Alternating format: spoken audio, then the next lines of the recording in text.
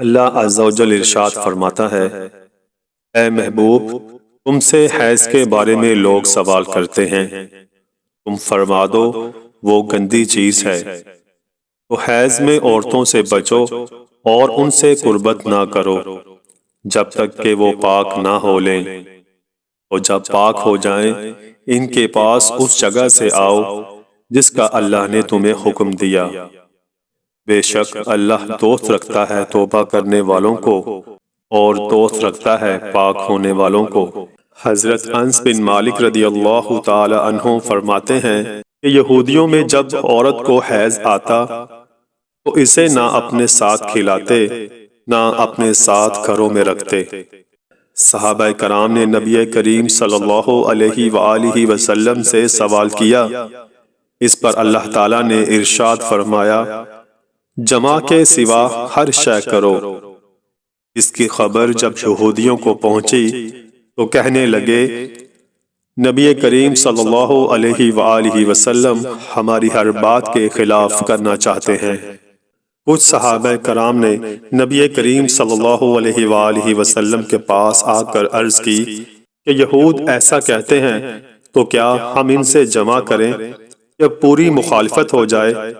تو اس پر اللہ کے رسول صلی اللہ علیہ وآلہ وسلم کا روئی مبارک متغیر ہو گیا، یہاں تک کہ ہم کو گما ہوا کہ ان پر غضب فرمایا۔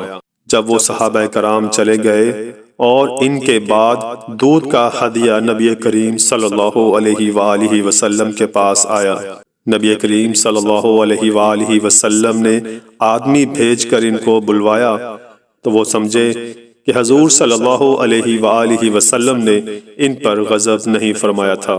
ام المؤمنین سیدہ عائشہ صدیقہ رضی اللہ تعالی عنہا فرماتی ہیں، ہم حج کے لیے نکلے، جب عرفات میں پہنچے مجھے حیض آیا تو میں رو رہی تھی کہ اللہ کے رسول صلی اللہ علیہ وآلہ وسلم میرے پاس تشریف لائے اور فرمایا، تجھے کیا ہوا؟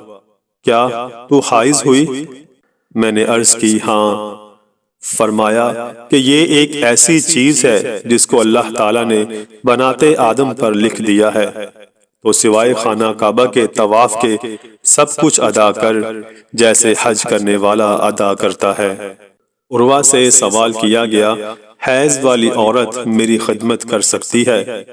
عروہ نے جواب دیا، یہ سب مجھ پر آسان ہے اور یہ سب میری خدمت کر سکتی ہیں اور کسی پر اس میں کوئی حرج نہیں۔ مجھے ام المؤمنین حضرت عائشہ رضی اللہ تعالی عنہا نے خبر دی کہ وہ حیض کی حالت میں رسول اللہ صلی اللہ علیہ وآلہ وسلم کے کنگا کرتی اور حضور صلی اللہ علیہ وآلہ وسلم جب معتکف تھے اپنے سر مبارک کو ان کے قریب کر دیتے اور یہ اپنے حجرے میں ہی ہوتی۔ ام المؤمنین حضرت عائشہ رضی اللہ تعالی عنہا فرماتی ہیں کہ زمانہ حیض میں پانی پیتی پھر حضور اکرم صلی اللہ علیہ وآلہ وسلم کو دیتی تو جس جگہ میرا منہ لگتا حضور صلی اللہ علیہ وآلہ وسلم وہیں دہن مبارک لگا کر پیتے، اور حالت حیض میں ہڈی سے گوشت نوچ کر کھاتی پھر نبی کریم صلی اللہ علیہ وآلہ وسلم کو دیتی۔ حضور صلی اللہ علیہ وآلہ وسلم اپنا دہن شریف اس جگہ پر رکھتے جہاں میرا منہ لگا تھا۔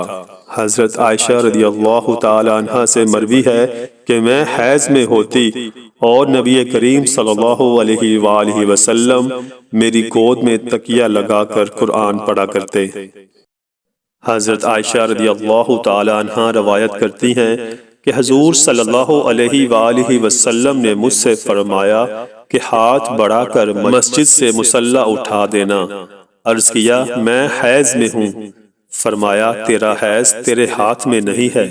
ام المؤمنین میمونہ رضی اللہ تعالی عنہا فرماتی ہیں کہ اللہ کے رسول صلی اللہ علیہ وآلہ وسلم ایک چادر میں نماز پڑھتے تھے جس کا کچھ حصہ مجھ پر تھا اور کچھ حضور صلی اللہ علیہ وآلہ وسلم پر، اور میں حیض میں ہوا کرتی تھی۔